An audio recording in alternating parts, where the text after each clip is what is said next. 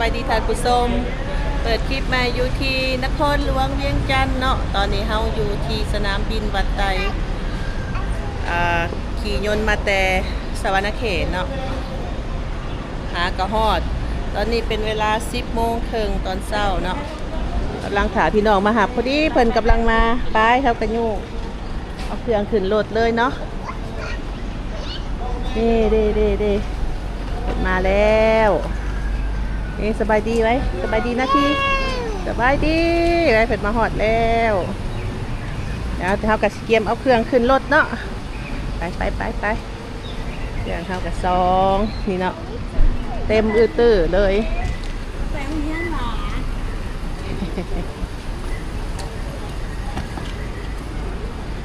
ไปขึ้นกันมามีไปขึ้นนั่งกันมามีเด้อสบายดีเฮลโลเฮลโลโอเคพบกันอีกแล้วเนาะกันอีกแล้วนาทีลงมาไหมนาทีสินังทันหวาแล้วเอาเครื่องขึ้นรถแล้วนะได้ขี่รถไหมไอ้นาทีได้ขี่รถกามแท้ลูกปันเห็นน้องขี่น้ำเนี่ยเด้อก็เย็นเนาะรถเจ้าเนี่ยเนาะโอ้บ่สนใจเลยสนใจที่เรียกน้องมาลินน้ำนี่นะไทยบ้านอันนี้คือเป็นจังสันไทยบ้านใดไทยบ้านเพิ่งทานที่น้องมาลินน้ำใดนี่หัวเอาน้องนะจืบโอ้พอจะเบิ่งอีสังบ่มีหยังลูกบ่มีหยังสบายดีเวียงจันทน์เนี่ยสบายดีทอดเวียงจันทน์แล้วเนาะเอากะ40 นาทีที่มีแห้งแล้วเนาะเพิ่นมาหาเฮาแล้วเอากะสิถ่ายตามเส้นทางให้เบิ่งเล็กน้อยเนาะตามทางเมืองตอนนี้เฮามาฮอดขุนตาแล้วเนาะรีวิวเส้นทางมื้อนี้ก็รถบ่หลายก็พอดีเที่ยวแผนของเฮาก็สิอยู่เวียงจันทน์นี่แหละเนาะบ่ได้ไปทางอื่นแล้วทับอิฐก็ว่าสิไปเมืองหลวงแต่ว่าบ่ได้ไปเนาะแยกทางกับทีมงานเนาะทีมงานเพิ่นไปต่างหากส่วนเฮาก็อยู่เวียงจันทน์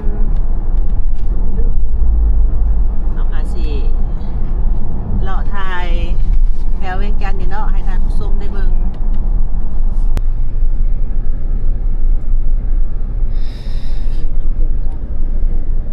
มาเห็นอย่างกับรถไฟก่อนรถเมล์ด่วนทางแห้งน้อยแห้งจอยอยากไปทางเข้มขงหรือว่าไปทางสื่อก็ได้เบิ่งทางไหนทางนี้รถติดนะทางเข้มขงซะเนาะเขาเลาะเข้มคลองเนาะจริงๆเลาะมาแต่พุ่นก็ได้หักลืมเลี้ยว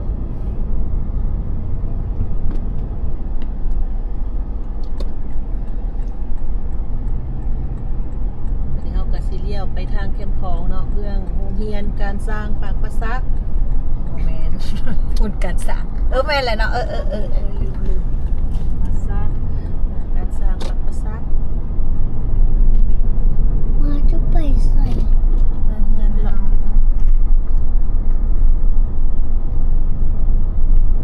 อากาศก็พอดีได้มื้อนี้บ่ได้ร้อนบ่ร้อนเมื่อวานนี้ก็บ่ร้อนมีแดดอ่อนๆสินี่แหละจังแต่เย็นวันนั้นกลางคืนมาเย็นได้ไหมเท่าลมเย็นบ้านจะเป็นเย็นหัวลมออกฝนนี่อยู่ทันทอดบุญทันหลวงบ่บุญทันบ่ไหนบุญทันหลวงวันที่5เริ่มวันที่1ก็เจ้าก็เริ่มงานแล้วบุญทันเนาะฟังเบิ่งตอ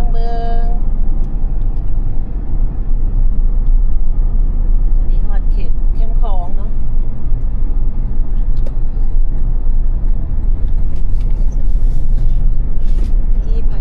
มันย่างอยู่นี่ย่างบนทุ่งนี้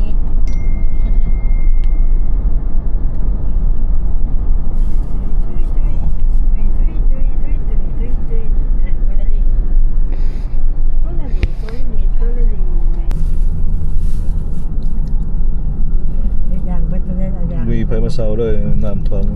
แห้งเลยนี่ฮะเดี๋ยวนี้นะย่างกระตั้มเนาะแบบเวลาเขาลงไปนั่งกินนั้นรถนั่นแหละอยู่ถึงมันคือความรู้สึกที่แนวไหนโบมันเลยบ่ได้หักเนาะแม่บุกครับน้ำแห้งน้ำแห้งแล้วก็เปื้อ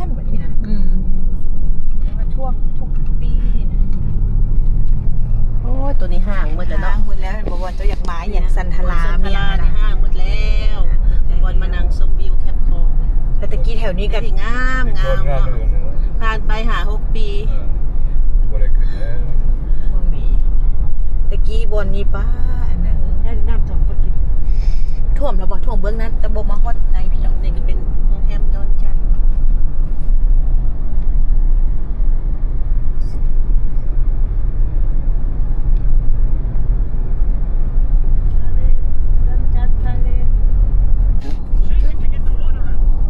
ตอนนี้เฮาอยู่ถนนท่าเรือเนาะรักสามว่าสิแวะมาซื้อในเมืองสัมผัสว่าอันห้านปิดซ้ำโอเคเฮาสิไปห้านทางใหม่บัดนี้นะ เลาะต่อก่อน สีหอม ไปสีหอมเนาะโอเคเดี๋ยวเราไปเลาะสีหอมก่อนคันว่าห้านปิดอีกอ่ะจะได้สอบเมนูใหม่แล้วเนาะเอาว่าสิซื้อแหนมเนืองมากินข้าวเที่ยงอยู่บ้านเนาะ เอาลองไปห้านสีหอมเนาะแหนมเนืองสีหอมเบิ่งเมื่อกี้นี่ก็กลายมาแล้วแต่ว่าคิดว่าสิมาเอาแถวนี้เป็นสะพัดปิดห้านซ้ำ ไปนั่งอยู่กองต้นไม้หลายๆโอ้เจ็บฟรี ไอเกเนาะตอนนี้ฮอดถนน3 แสนไทยเนาะ แถวพันนานแถวพันนาขายผือ อาหารครัวลาวโฆษณาให้เพิ่นพร้อมเนาะเป็นอาหารครัวลาว ยับไปทางเขาไม่ถามว่ายับไป ถนน3 แสนไทยเนาะใกล้สิฮอดห้านแหนมเนืองแล้ว 3 ถุงของละโล3 ฟังเบิ่งสิเปิดหรือบ่ น่าจะเปิดอยู่เนี่ยเพิ่น 3 กิโล 3 ถุงแต่จะมาฝากน้ำมันนี่เด้อมาฝากน้ำหุ่งอรุณนี่ใกล้บ้านสกุลน้ำ ฮอดเขตสีหอมแล้วเนาะ จ้าเป็นเฮ็ดหยังมั้งแม่แล้วมันกับเพิ่นบ่เขาเฮ็ดอันนี้นะคนทางก็แคบนี่ได้เอาหยังมาใส่นี่เด้ อันตันทอนี่นั่นน่ะตันหัวนี่ แม่งแคบ ตันทาง แค ยา บสุด เปิดอยู่บ่ห้านแหน เปิ ม ด เนือง เปิ เพิ่ ด นนี่ เปิดคุณนี่คุณอยู่คุณนี่ เปิดเนาะจะได้กินแล้วอันนี้เป็นเส้นสีหอมเนาะ ทาแคบขนาดพอบริโทรจองเขาเจ้าไหว้แล้วแต่ก็เจ้าโตมันยืนให้เขาเอา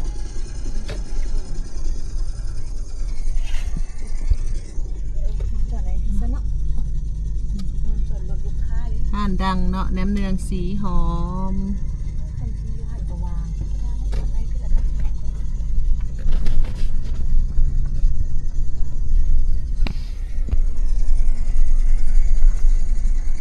จอดรถทางด้านใน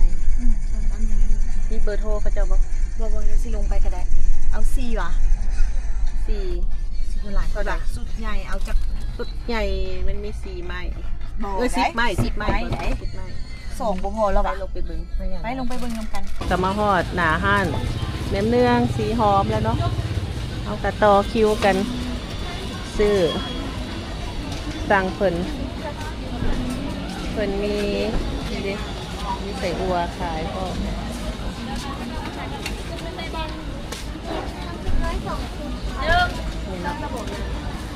นี่เนาะราคาเพิ่น6 ไม้150,000 8 ไม้200,000 10 ไม้250,000 20 ไม้500,000เอาก็เอา2 สูตรเนาะสูตร20สูตรนี้เนาะ4ว่ะเท่าไหร่พ่อเอากระซับพอกินนั่นแหละคนหลายคนเท่าหลายก็ เอาสุดใหญ่สุด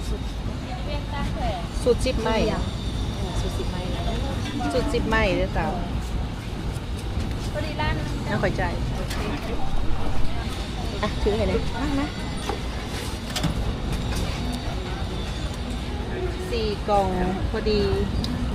ล้านกีบเนาะสูตร10 ไม้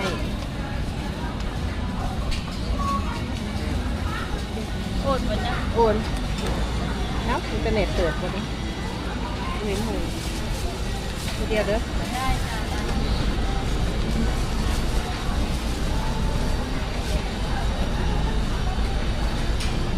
เขาก็ได้คิวเบอร์3เนาะจ่ายไปแล้ว1 ล้านกีบเนาะ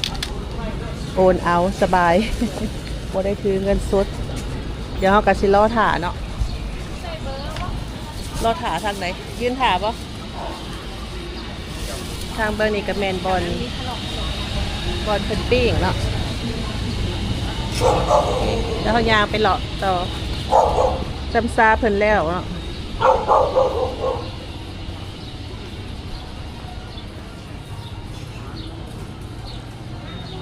ขนมโครซองเมื่อนี้เป็นยังนี่ขนมห้างเพิ่ง ปังปิ้งสีหอมเอง ปังปิ้งสีหอมสิเอาอ่ะ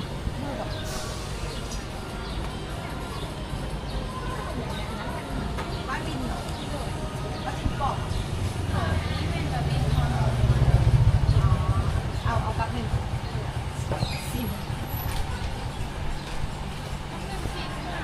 กรอบดูมันบักกรอบบ้าบินฮอนทองม้วน โอ้เป็นขายเท่าไหร่ 45อุ้ยกับนึงแต่สีของกันบอกหรือว่าอยากเอาลายมัน อ๋อพอแหละเอา ซิ ซิ ม ม ก่อนซิมก่อน อันใดก็ อุ่น อุ่นให้แน่เพิ่นมีบริการอุ่นให้พร้อมเนาะสบายนี่เนาะพุ่มสีหอมเพิ่นใส่อันนี้ใหม่เนาะ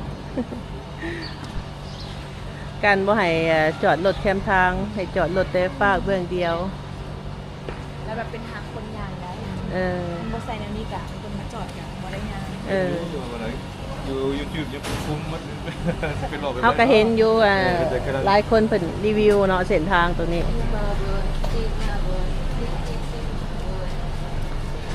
ตอนนี้เพิ่นก็ปิ้งขนมให้เฮาเนาะบริการอย่างดีเลย สาวรอถ่าน้อยหนึงเนาะท่านบ่ฮ้อนหรือบ่แซ่บบ่สาว ต้องกินฮ้อนๆบ่หรือกินเย็นก็ได้ โอ้กินกับคนมาก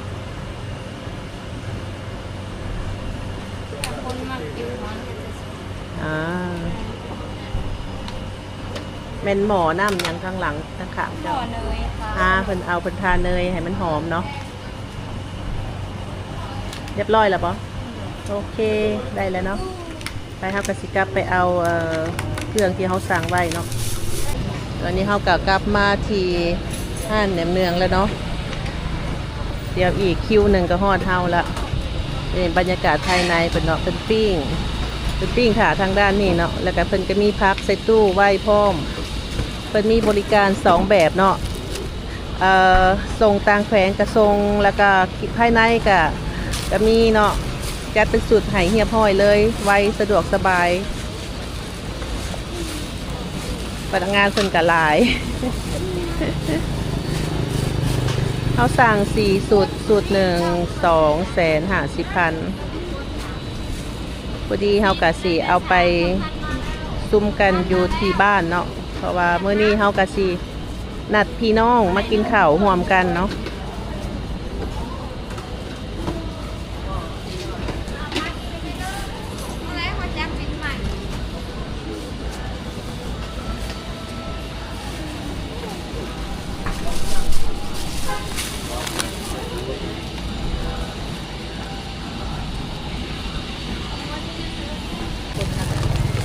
ก็กำลังแพ็กเป็นสูตรให้เนาะ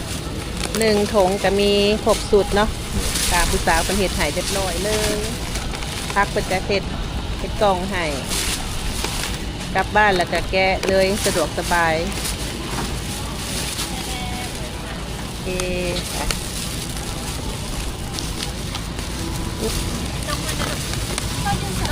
ได้เลยเนาะส่งคิวไปก่อนหลังไปได้แล้วเนาะโอ้โหปักใหญ่โอเคไปพบกันที่บ้านเนาะ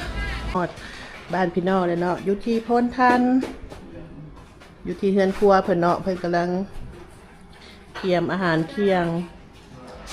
เมื่อนี้เมนูเฮามีอย่างแน่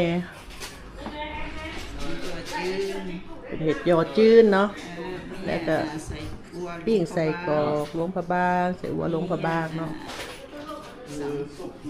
ปลากัมพูเจียมีปลากัมพูเจียมีอันนี้มันยังกุ้งนี่แม่นเอ้ยนางเนาะเป็นพี่น้องเฮาเป็นลูกเอ้ยลูกน้องกับทางแม่เฮาเป็นอยู่เวียงจันทน์บ้านพลทันเด้อได้หมูปีนพร้อมเด้อมื้อนี้นะขอบใจหลายๆเด้อ ครอบครัว ทางครอบครัวเพิ่น ไปจับ โอ้ยจับถ่ายเลยนักมันได้ปิดกล้องนี่ได้มือปิ่นขันตอน มุกินนครหลวงอันนี้ ปิ่นนครหลวง มุกินนครหลวง ปิ่นเคยเป็นบริษัทให้เนาะ ไปเป็นนัก ปิ่นเคยสวรรค์ เคยสวรรค์อ๋อ เคยสวรรค์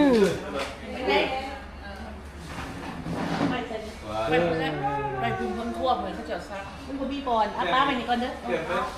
ไอ้เราจะเอาออกเพราะว่ามันบ่มีบอล ว้าวเดี๋ยวเราจะเรียนสิบวันสิบวัน ทีมงานเรากำลังซับหมูปิ่นเนาะ มา ซื้อมาทางห้างเพิ่นบริษัทหายมาซับเองอยู่เฮือนหมูน้อยพอดีงามเนาะบ่ได้มันโอ้ยอยากกินกระแลมบ่แล้วแกลส เอาให้ระหว่างนั้นที่เอาให้น้องมาบ่าให้น้องกินน้ำละ ถามป้าก่อนไปถามป้าก่อนลูกถามป้าก่อน เอาขนมให้น้องเดี๋ยวแม่ อยากกินกระแลมเลยบัดนี้ ก็เลยก็ซื้อมาอันเดียว ทานเท่ากับเกียมตั้งโต๊ะแล้วเนาะว้าวเต็มโต๊ะเต็มพาเลยเมื่อนี้เฮามีไส้กรอกมีปลากัมพูเชียมียอเนาะแล้วก็แหนมเนืองพันแหนมเนืองแล้วก็เฮามีหมูปิ้นเนาะเป็นกำลังซับพี่น้องเฮาหลายเนาะ โต๊ะยาวเลยตอนนี้ก็เตรียมโต๊ะถาพวกคนกำลังมาตอนนี้เฮาก็สิเริ่มกินข้าวกันแล้วเนาะยังมาบ่ครบกันแต่ว่าก็เฮาก็สิเริ่มก่อนผู้มาตำลังก็กินตำลังมาเด้อเซินแซ่บนำกันเด้อ กินเกินจะภาพมุกินได้ดิ จงไว้อยู่เนาะ นั่งไว้สิไทยอึ้งมาไทยไหมโอ้ยยูนิคก็ได้กูใหญ่ไปเถิงป้าไปเสร็จละลงมาแล้วสิไทยมุ้งหิวไปหิวแล้วนี่น่ะ หิวข้าวแล้วตอนนี้เฮาก็กินข้าวแล้วเรียบร้อยแล้วเนาะผู้มาตำลังก็กินตำลังมาฮอดตอนนี้เฮาสิรีวิวบางข้าวหลามทางอนเนาะอันอ้ายเป็นซื้อมาต้นข้าวหลามทางอนจักเท่าใดก็เพิ่นขายอ้ายกินน้อยบ้างหนึงเท่าใดนี่เดี๋ยวนี้บ้างหนึง40,000แล้วเนาะ ซ้ำนี่นะราคาเงินกีบโอ้เฟ้อแฮงพี่น้องมานี่จนตื่นซ้ำยกตัวอย่างคือข้าวผัดเนาะเคยซื้อแบบราคา15,000 20,000เดี๋ยวนี้เพิ่นขาย65แล้ว คูณไป2เท่า3เท่าเนาะโอเคเฮาได้ข้าวหลามมันข้าวกำเนาะใครสนใจอยากกินนั่นบางข้าวหลามบ่ฮู้บอนซื้อก็ไปทางอนเด้อเพิ่นว่ามีหลายว่าซั่นเนาะใส่เผือก ก็ในการหอนเข้าไปสบายมีที่พัก ก็สำหรับตัวกันเกี่ยวกับ เพราะเป็นการพบ บีแบงเอาเนาะ บุษัน เรียนน้ำผ่านด้วยนะ บุษัน เฮิงแล้วบ่ได้กินรู้สึกว่าคือทอดเนาะอยาก ทั้งชิ้นเหนือมาเทะเนี่ย แซ่บหลายเด้อข้าวเพิ่นก็อ่อนนุ่ม เมื่อนั้นไปโรงแรมดับเบิลทรีนั่นน่ะเราเห็นอยู่นั่น เนี่ยเลยบ้านฟังอยู่ แล้วก็มีตัวนี้บ่ฮู้ว่ามันข้าวหยังบ่ฮู้ซื้อ เลยเป็นท่าทางว่า ก็เป็นของหวานคือกันเนาะเป็นห้วยงา ในเจอ เปลี่ยนแบบว่าน้อยเปลี่ยนบอล หมักงาเติมก็ อยู่ตะกี้อยู่น้ำ เอาใส่เติมได้เนาะ เป็นมาแนะนำเนี่ยมันเป็นอินเตอร์แอคชั่นเนี่ย เป็นสิ่งไง โอเคเนาะทุกคนตอนนี้ครับการซิคอปิดคลิปเข้าในเพียงเท่านี้เนาะเมื่อเด็กพี่น้องครับต้นกินข้าวอยู่บ้านได้กินอาหารหลายอย่างเนาะมีทั้งหมูปิ้นแหนมเนืองมีไส้กรอกหลวงพระบางเนาะอาหารลาวๆก็พากันกินแบบง่ายๆเนาะแต่ว่าอันที่ดีใจก็ได้พบพี่พบน้องที่ว่าเฮาบ่ได้เห็นกันหลายปีเนาะพี่น้องนั่นแหละขอบใจทุกคนที่เขามาติดตามรับชมเด้อเอาไว้พ พบกันคลิปหน้าบ๊ายบาย